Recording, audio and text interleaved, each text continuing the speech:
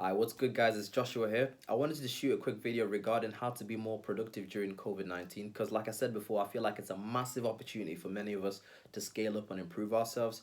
So, if you're new to my page or you're new to my channel, Wagwan, welcome.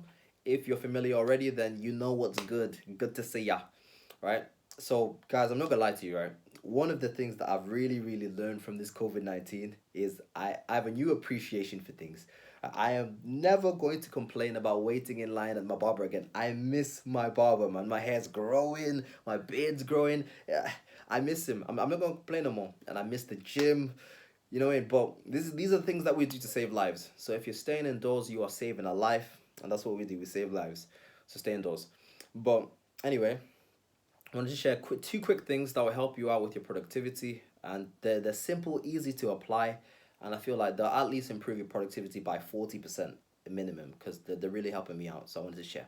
Okay, so without further ado, let's get straight into it. So the first thing that I wanted to share that I feel like will really improve your productivity is learning to prepare. So preparation is key. So when I'm talking about preparation, there are two aspects of it. So I'm talking about you planning your day in advance on what you want to do, and I'm talking about also you planning to limit distractions in advance.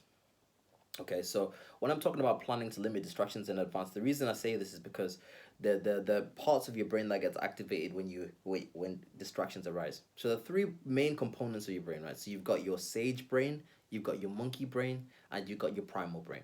So your sage brain is the part of your brain that really wants to be productive. There's a part of you that's like, I really want to improve my life. I want to do more for myself. It's a part of you that tells you, you should go to the gym, you should eat healthy. It's that part of you that really wants to do better. That part of your brain. That's your sage brain. Then you've got your monkey brain. Now your monkey brain is the one that likes constant stimulation. It likes to be distracted. It's like the part of you where when you go on Instagram and you can scroll and watch funny videos all day, you can watch memes all day, and then hours pass you by and you don't know what's happened with the time. That's part of your monkey brain. It just likes constant stimulation. So it's always running around to the next new thing. It always wants to be stimulated. Monkey brain. Then the last part is the primal brain. So your primal brain is the part of your brain which organizes, or shall I say, controls fight or flight responses. So as soon as it hears something fearful or something crazy, or hears like, what, we're in danger, it activates and it controls everything. It tells you to run or hide or whatever, fight or flight. Now, when I'm talking about planning your day, like I said, the main two components. One is distractions limitation, and I can tell you this: you can remove 80% of your distractions just by turning off your phone. So when you wake up in the morning, the first thing that you want to do, if you can, is put your phone in airplane mode. So don't check your Instagram, don't check your Facebook, don't check your text messages. Leave those things alone because those things are gonna distract you. They're gonna put you in a fight or flight response. You're always gonna be chasing. There's always gonna be someone who wants you to respond to something. No, when you wake up, when you want your mind to be as clear as possible, and this can be resolved simply by you putting your phone in airplane mode. So don't you go on Instagram, don't you go on Facebook, don't you go on those messages. There's nothing that's super important on there. If it's super important, they'll call you or they'll call somebody else. Put your phone in airplane mode. Turn that off, right? Limit those distractions immediately early for at least the first three. What I would say for the first, depending on how busy your day is, for the first 3 hours of the day, your phone should be in airplane mode. No messages, no nothing. Don't do that. Keep your mind clear. So that's the first thing. Limit distractions. Just doing that alone would get rid of 80% of your distractions right there. Boom. Now, the second thing that I'll recommend if you can do it, which will help you further reduce all distractions, is this: is if you can, wake up early. Wake up early. I'm telling you that people CEOs who do those 5 a.m. starts. There's a reason you do those 5 a.m. starts because at 5 a.m.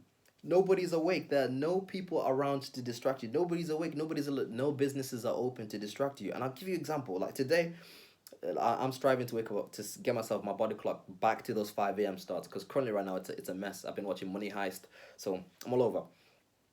But I woke up late today, right? And I started my day and I did a little bit and I went on a break. I turned on my phone after I've done my 3 hours or whatever of work.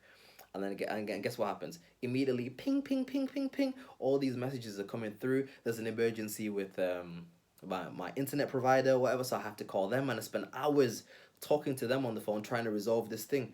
So it's the fact is waking up earlier gives you more room and more scope to do things because once you've done your 3 hours or however long it is, you can turn on your phone and really there's not really anybody else awake to distract you. So just these little things, it makes a massive difference.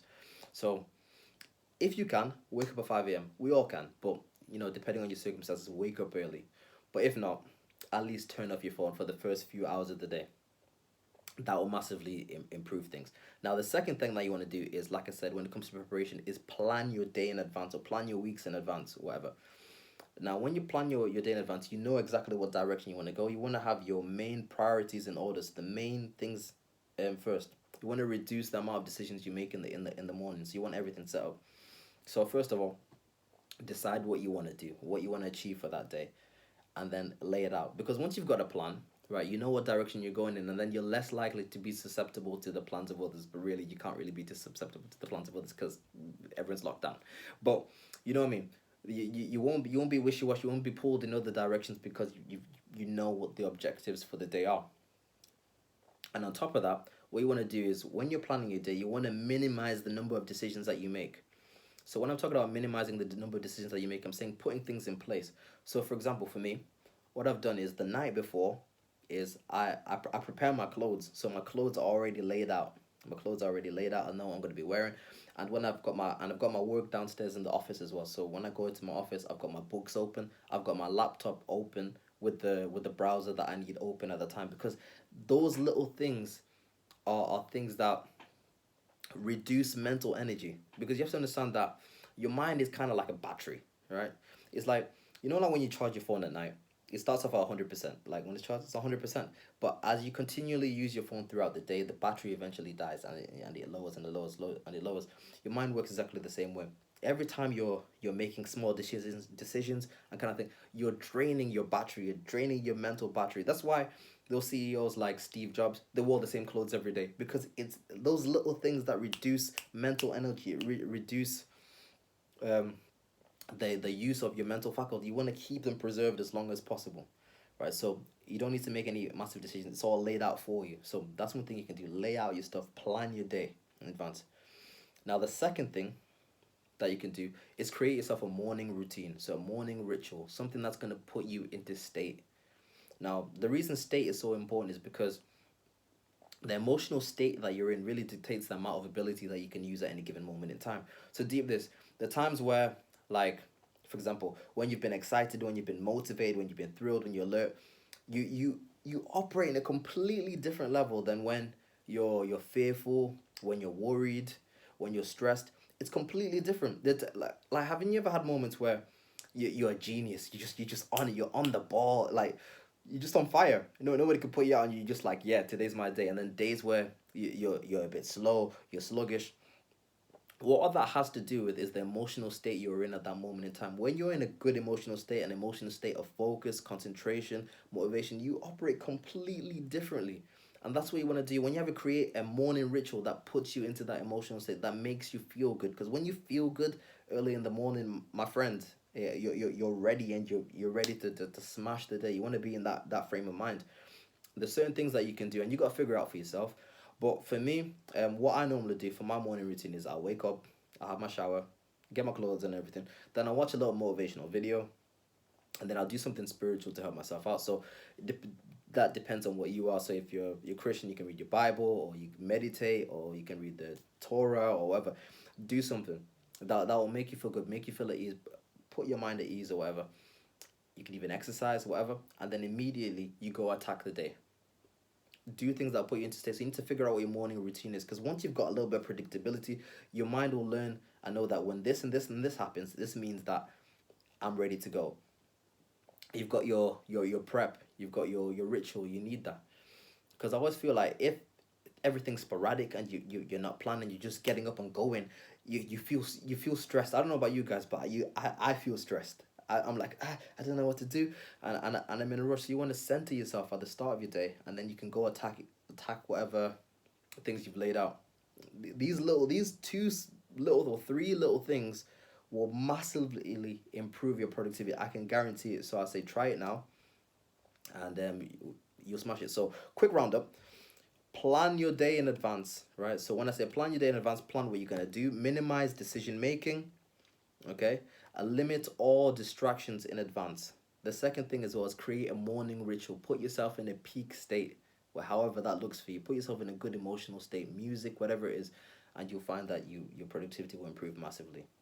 I'm telling you. So as long as you do this, you pick up momentum quickly at the start of the day. When you pick up momentum at the start of your day, my friend, you've got the W already. You've got your Superman cape on.